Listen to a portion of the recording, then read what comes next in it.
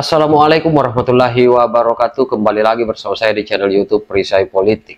Sahabat-sahabat sekalian, kali ini kita akan menyimak bagaimana penjelasan ataupun statement yang sangat luar biasa, statement yang sangat jenius dari Prof. Suhaib, salah seorang guru besar di Untirta, yang kemudian memberikan kuliah gratis untuk Rismon Sianipar dan gerombolannya.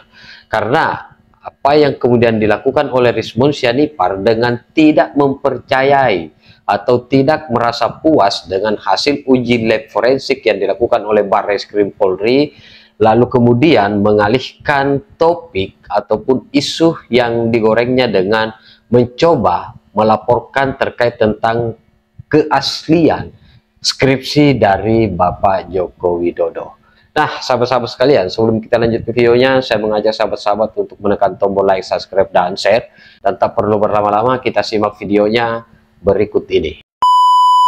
Statement saya ya terkait dengan rencana untuk melaporkan dugaan skripsi palsu atas nama Joko Widodo itu memang sekarang sedang disusun ya, karena kami tidak puas atas keterangan dari Dirtipidum Barreskrim Polri yang mengatakan bahwa setelah diraba dirasakan ada cekungan pada lembar pengesahan skripsi tersebut dan langsung disimpulkan bahwa hal itu merupakan produk dari hand press atau letter press. Kami juga akan menyertakan screenshot, sejumlah screenshot ya, dari lembar pengesahan skripsi atas nama Sri Dominingsi, Sigit Hartwinarto, Edi Trianto, dan Lembah Edianto, yang semuanya lembar pengesahan skripsi tersebut kosong tanpa tanda tangan dosen penguji, dosen pembimbing maupun dekan. Jadi ini kami duga adalah lembar-lembar pengesahan skripsi yang direproduksi agar sesuai dengan lembar pengesahan atas nama Joko Widodo. Memang kalau misalnya ada kelompok tertentu yang ingin melakukan salah satu penggiringan opini, maka itu pasti secara kalkulasi sosiologisnya ada tahapan-tahapan. Ya, mungkin kalau kita bicara ijazah ini kan tahapan terakhir dari sebuah proses pendidikan. Ijazah kan semua orang yang sarjana dapat ijazah. Ini pernyataan guru besar Untirta Prof. Suhaib. Fase kedua itu sebelum dapat ijazah sepertinya memberikan kuliah gratis gitu ya. untuk Rismon Sianipar dan gerombolannya. Atik lagi skripsi beliau, ini kan sebenarnya sederhana sekali kan gitu ya. Pertama, sudah dikatakan bahwa Pak Jokowi sudah selesai dalam proses pendidikan. Itu. Nah, kalau misalnya orang yang sudah diwisuda, apalagi di yudisium, itu pasti secara otomatis dia sudah melalui proses bimbingan dan juga sidang. Yang itu, kalau kita atiknya. Nah, berkaitan dengan apakah skripsi ini dianggap ada masalah, ya menurut yang melaporkan ada masalah sebenarnya kan gitu ya, ada masalah. Tetapi yang ingin saya garis bawahi di sini, ketika kita ingin menggiring sebuah opini ini, ya sebenarnya jangan di luar panggung sebenarnya, jangan di luar kampus. Ya harusnya opini ini dimasukkan dalam kampus, kemudian didesain dengan baik, apakah betul skripsi beliau itu dinyatakan ada hal di luar daripada ketentuan yang ada. Nah, kalau misalnya ada ketentuan yang ada di luar dari itu, maka pasti ada hal-hal yang mungkin yang itu harus bisa dipersoalkan. Kayak gitu. Ini kan masalahnya digiring keluar, lalu dipersoalkan di luar. Dengan narasi-narasi yang sudah ada, sebenarnya apa yang ingin dibangun? Kalau ya, melihat komunikasi politik, keresahan masyarakat. Keresahan masyarakat. Ya, keresahan. Betul. Ya, kemudian juga Pak Jokowi resah dan keluarganya tentunya. Kelompok-kelompok yang ada di lingkaran Pak Jokowi juga resah. Mungkin juga kelompok yang melaporkan juga sekarang juga mungkin akan menghadapi situasi juga ada keresahan di situ. Kan gitu ya, ada keresahan-keresahan yang dialami juga semua kelompok ini. Nah, kalau menurut saya, kalau keresahan ini diperbesar terus, harusnya pendekatan struktural yang harus digunakan. Ya, jangan dibangun opininya di luar, karena masyarakat itu kalau misalnya membaca, pasti dia anggap bahwa kalau berulang-ulang kali dibaca, dalam teori sosiologi mengatakan ada namanya lembaga sosial, maka itu akan terlembagakan seolah-olah itu menjadi benar. Gitu masalahnya kan gitu. Padahal ini pertarungannya kan di struktural, bukan di kultural, bukan di luar. Nah, saya sih berharap persoalan ini bagi yang melaporkan maupun yang terlaporkan harusnya mungkin masuk di dalam ranah birokrasi kampus. Ya, karena yang bisa menyelesaikan persoalan ini kan birokrasi kampus, bukan opini publik. Memang susah, Bang, kalau karena birokrasi kampus juga bukan cuma mereka tidak percaya. Opinian di masyarakat Indonesia, mungkin juga bisa di luar ya akan mengkonsumsi, karena media sosial kita kan berkembang terus-menerus gitu loh, gitu Mbak. Ya, ijazah itu kan ujung dari sebuah proses pendidikan. Nah, sekarang kan yang dipersoalkan lagi adalah proses untuk mendapatkan ijazah. Ya kan gitu. Bisa saja nanti selesai skripsi mungkin juga absensi juga akan didorong ya gitu. Apakah betul beliau masuk kuliah apa tidak kan gitu lah bisa jadi. Baik. Pak Jokowi adalah termasuk orang yang pernah berkuasa selama 10 tahun. Dan beliau itu juga punya secara barisan kultural sangat kuat ya. Ada Jokowi mania, kemudian ada Projo, kemudian ada simpatisan beliau yang saya kira sekarang masih solid. Kan gitu ya.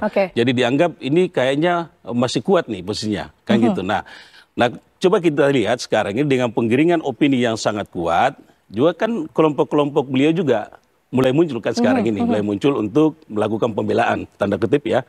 Pembelaan dalam hal ini bukan sekedar untuk membela mati-matian bahwa hitam putih, tapi dalam hal ini membela kemanusiaannya yang dibela, bahwa semua manusia secara hak asasi itu penting dibela. Nah, Pak Jokowi sekarang mungkin pada masa duduk di pemerintahan ada dua yang kuat di sana, beliau kuat di strukturalnya dan kuat di barisan kulturalnya. Jadi mungkin sekarang ini sudah kembali ke masyarakat, kayaknya ini tinggal berhadapan dengan masyarakat kulturalnya Pak Jokowi, yang sekarang kita lihat tiap hari kan gitu ya, tiap hari kita lihat bahwa barisan-barisan kulturalnya beliau yang datang membela kemanusiaannya kalau saya melihat di sini. Bukan masalah kasusnya yang dibela, tapi bicara hak asasi, bicara prinsip-prinsip kemanusiaan bahwa semua warga negara punya hak yang sama dalam hal pembelaan secara kemanusiaan gitu. Saya kira itu intinya. Kalau kita bicara keuntungan, ya pasti yang untung adalah orang yang menghembuskan isu ini lalu mendapatkan pendukung yang banyak, itu yang menang.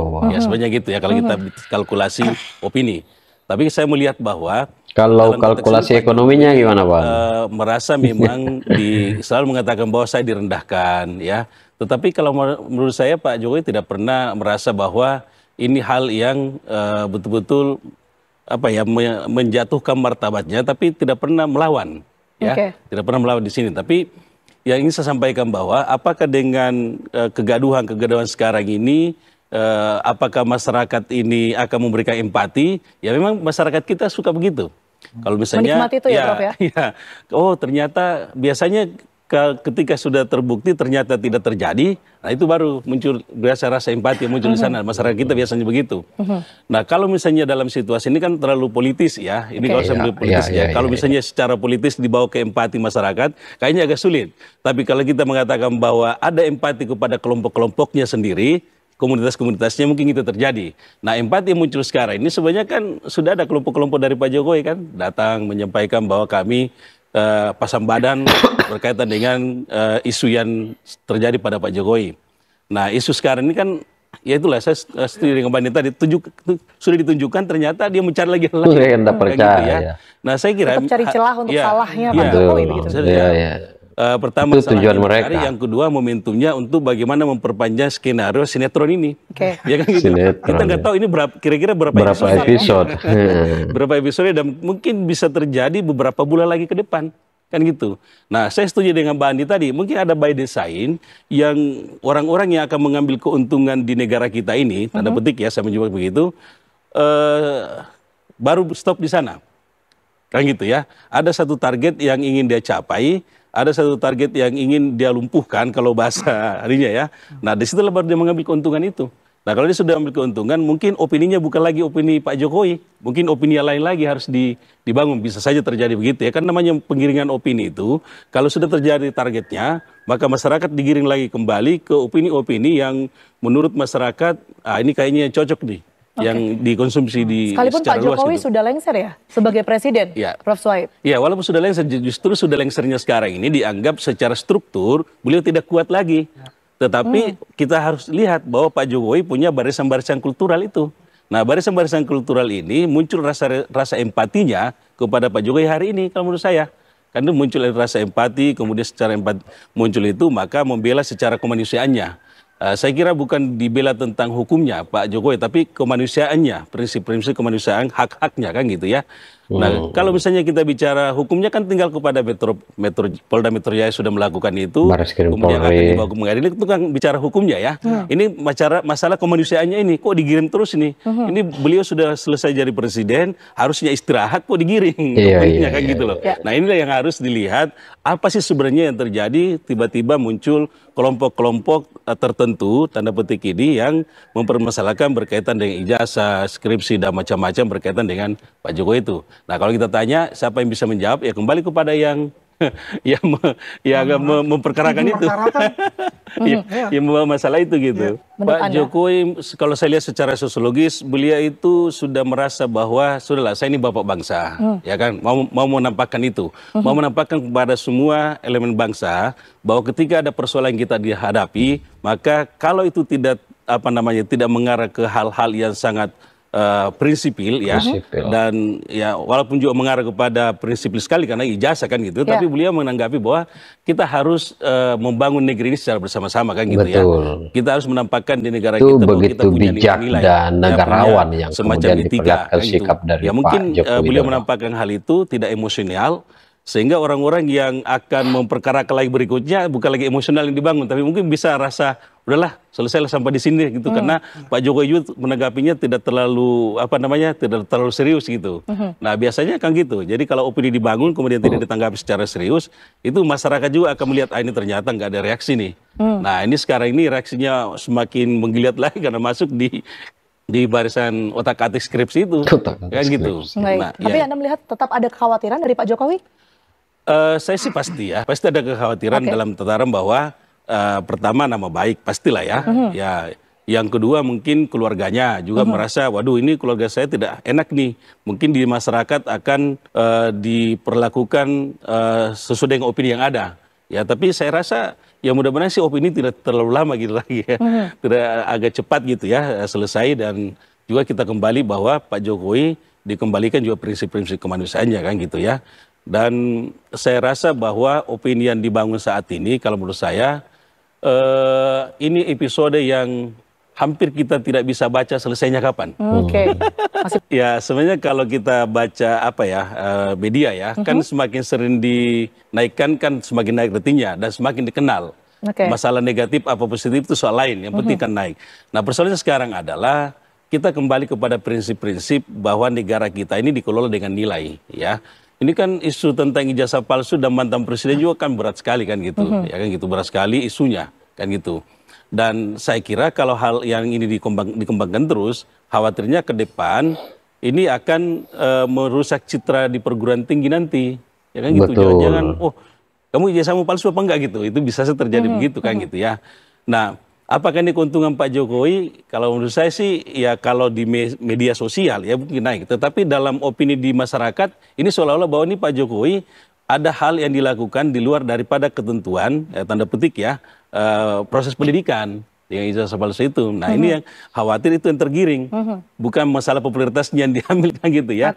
Ya ini tergantung dari masyarakat menilai itu gitu. Ya kalau kita bicara pendekatan sosiologi politiknya ya, biasanya kan orang yang berkepentingan itulah yang akan mendorong isu. Nah biasanya kalau orang yang sudah gede, mohon maaf ya, orang yang lebih tinggi dia punya popularitas ya, kemudian dia diberikan opini, itu kan juga ikut yang lain. Yaitu kalau dalam pendekatan sosiologi politiknya ya. Nah kalau menurut saya memang harus berhati-hati dalam membangun opini. Oke lah, saya setuju kalau misalnya Pak Jokowi beliau punya nama besar, kemudian dibuat isu. Ketika kita membangun sebuah opini di masyarakat, kalau memang itu positif, maka itu juga positif, dan orang yang ada di sekitarnya ya membangun opini itu juga akan positif. Ya kalau misalnya kinerjanya bagus itu diangkat, nah itu saya kira positif. Nah saya setuju dengan Bandi tadi bahwa memang sekarang itu kita harus mendorong bagaimana Indonesia ini menjadi besar, itu aja sebenarnya kan gitu loh. Dan prinsip juga Presiden Prabowo juga menyampaikan bahwa kita harus bersama-sama membangun bangsa ini menjadi besar. Ya kita harus solid ya, jangan dibangun opininya kan gitu loh. Sangat luar biasa apa yang kemudian disampaikan oleh guru besar Untirta, Prof. Suhaib, yang kemudian mencoba membongkar by design kinerja ataupun pola yang kemudian dilakukan oleh Rismond dan gerombolannya, dan bahkan ini merupakan kuliah gratis yang seharusnya didengarkan, disimak, dan ditonton oleh seorang Roy Suryo dan gerombolannya serta baser-basernya yang selama ini sibuk menyerang Bapak Joko Widodo dan keluarganya. Nah, saya kira demikian konten kali ini. Bagaimana respon sahabat-sahabat sekalian? Tinggalkan di kolom komentar. Terima kasih. Wallahul muwaffiq ila aqwamit thoriq. Wassalamualaikum warahmatullahi wabarakatuh. Salam waras, salam akal sehat, NKRI harga mati.